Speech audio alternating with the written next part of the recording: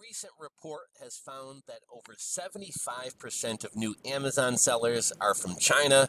That's what we're going to be talking about in today's video. A recent study found that over 75% of new Amazon sellers are from China. And, we've talked about this before on the channel. Personally, I feel like Amazon is kind of going downhill. Not as a company. Amazon actually, I just saw an article on MarketWatch the other day. Amazon actually just reached a new record number of Prime members with 142 million Prime members in the U.S., with even more shoppers opting for a full year instead of paying month to month.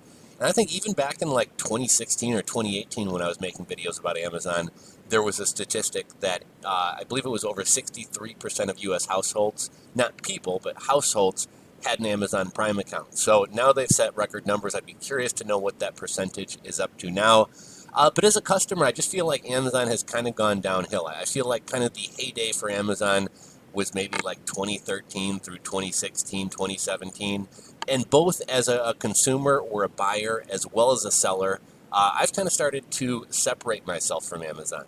I was big selling on Amazon. I think I probably started back in 2012, 2013. One of the last times that I was like really going heavy on Amazon, I was selling hoverboard scooter parts on Amazon towards the tail end of 2016 and probably about midway through 2017. Had a lot of problems with counterfeit sellers and things like that. And then ultimately, I think it was because of that trademark fight or patent fight with Mark Cuban and the Chinese guy and whoever else about who owned the patent to hoverboard scooters or self-balancing scooters. Amazon just wound up, that in combination with the fires, Amazon just wound up banning the entire category. And I just kind of stopped. I didn't stop selling on Amazon. Like a lot of the legacy products that I'd been selling for years, I continue ordering inventory. And even some of those products are still going to this day. But I don't really put a big focus on selling on Amazon anymore. And unless I start a brand where I need to have a presence on Amazon to build up that brand reputation, I probably won't be going back to Amazon just in terms of selling knickknacks and random things. It just seems like a never-ending fight with keeping people off your listing. Amazon fees continue to go up. I'd rather build my own platform, build my own brand, and kind of have my own presence where I'm not fighting off counterfeiters and dealing with other headaches that come with Amazon. And from the consumer end of things, Amazon just feels like an overpriced Wish.com or AliExpress or eBay with free shipping these days.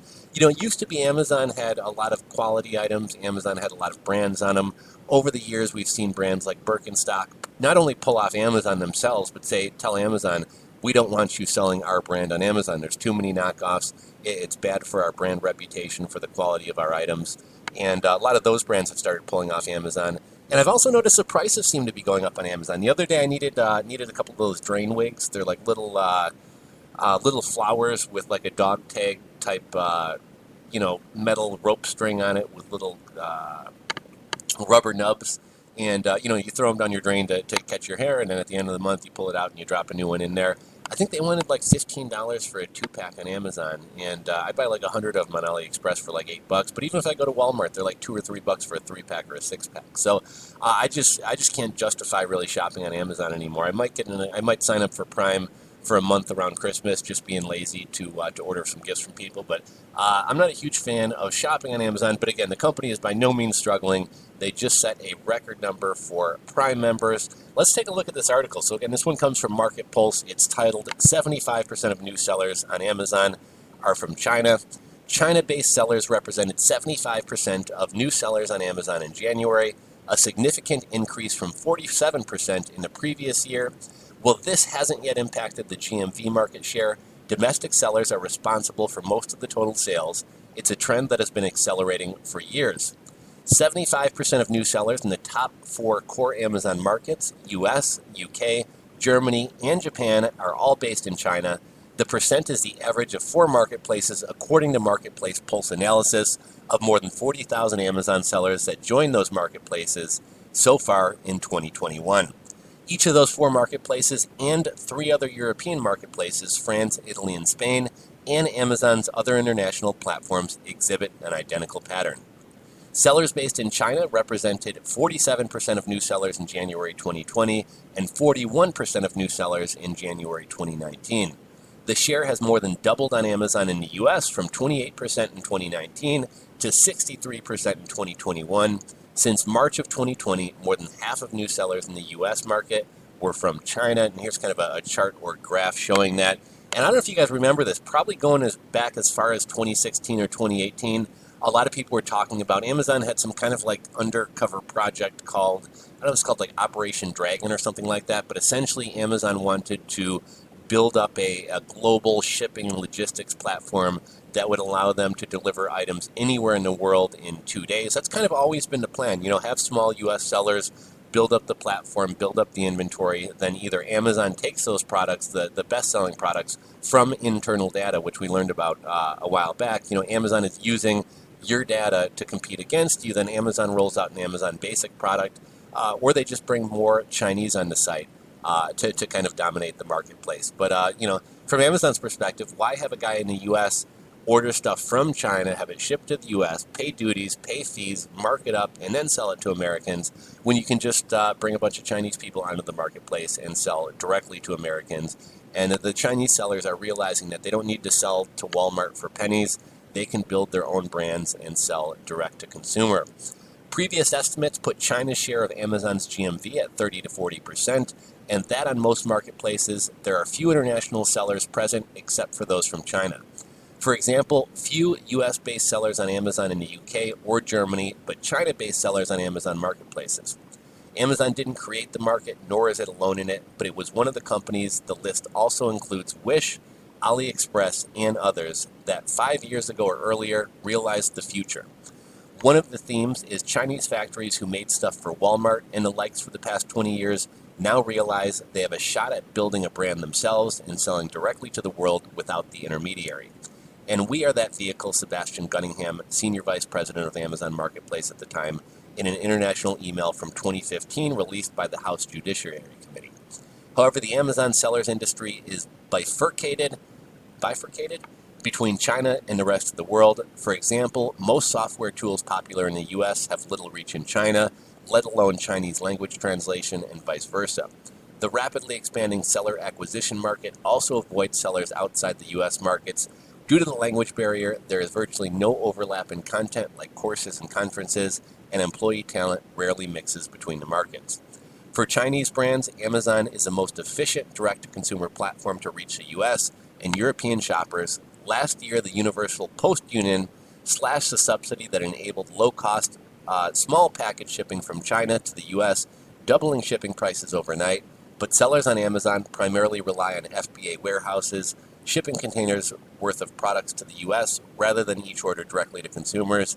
So while the platforms were negatively affected by the price increase, selling on Amazon didn't change. The same products might be available on, for example, AliExpress, but they ship in 2 days on Amazon. And that kind of backs up the whole idea that Amazon is basically a more expensive AliExpress with fast shipping now. Let's take a look back. I actually saw this one posted in... Is this the Amazon? Okay, this is the international. Okay, so this is fulfillment by Amazon. So this is the Amazon FBA subreddit where I saw this posted. And let's take a look at some of these comments here. Laughed my ass off. I've been in this sub since 2016, and people have been complaining about Chinese sellers ever since. We care. Amazon doesn't. People are joking, you know, but Amazon's doing a ton for domestic sellers. I mean, have you seen brand stories? Have fun with that, China. Let's see. Amazon is basically AliExpress now, bunch of cheap garbage.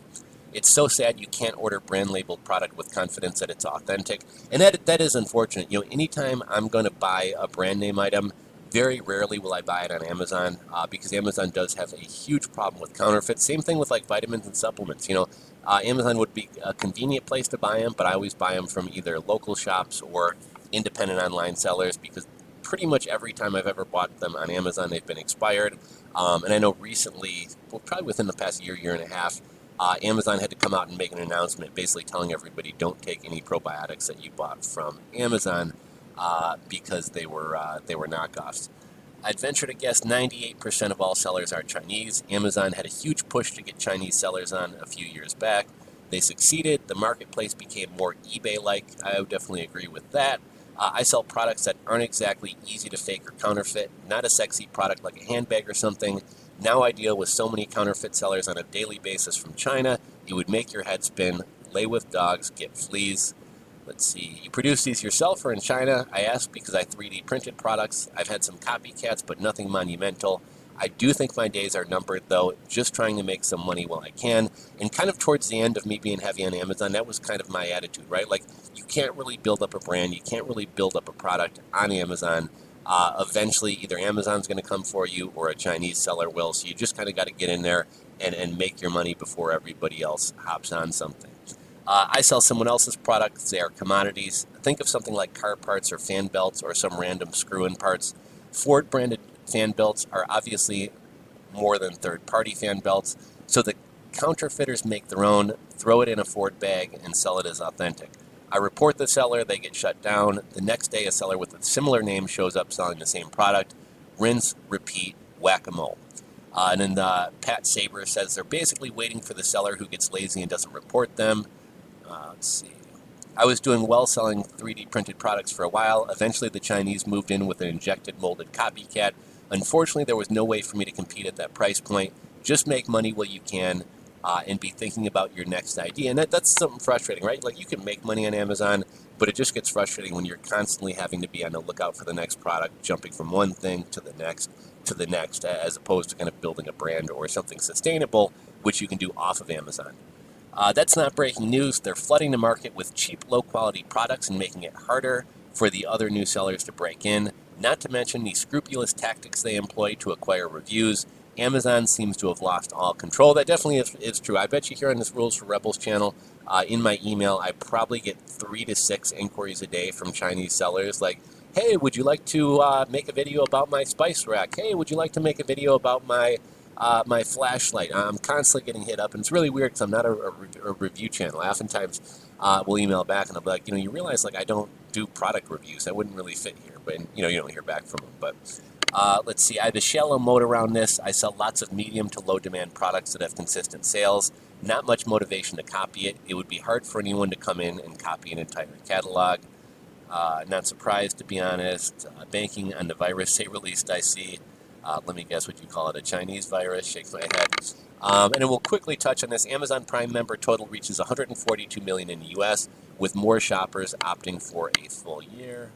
Okay, this is a kind of a long article, and we're already a bit into this. So I won't go over this story, but I think that kind of tells you everything. Amazon has really grown under lockdown, has really grown in the past year, on top of massive growth over the past couple years. But that's all I really got for you guys today. Drop a comment down below. Are you guys still selling on Amazon?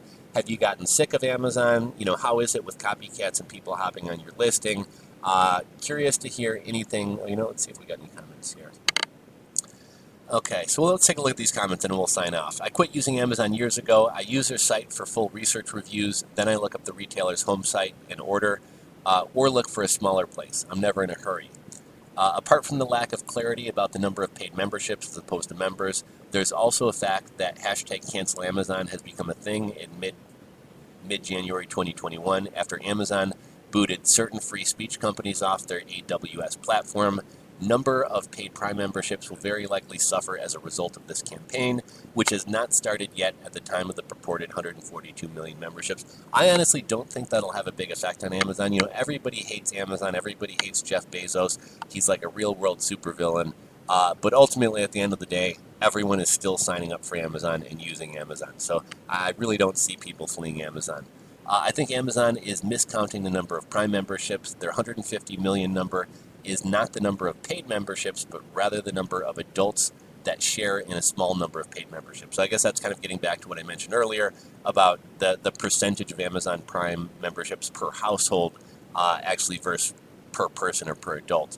A quick Google search reveals that there are about 122.8 million households in the U.S., and B, Amazon allows sharing many of the most aspects of a Prime membership, including the free shipping benefit, among adults of the household. Adults otherwise have separate Amazon accounts.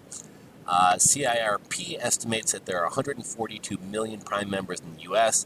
In fourth quarter earnings announced in January 2020, Amazon's chief executive Jeff Bezos said the company has reached 150 memberships, with more people joining Prime this quarter than ever before. So we're going to wrap this video up. If you enjoyed this one, give it a thumbs up. If you're not subscribed to the channel, click that subscribe button down below, ring the bell, and we'll catch you on the next one. Later, guys.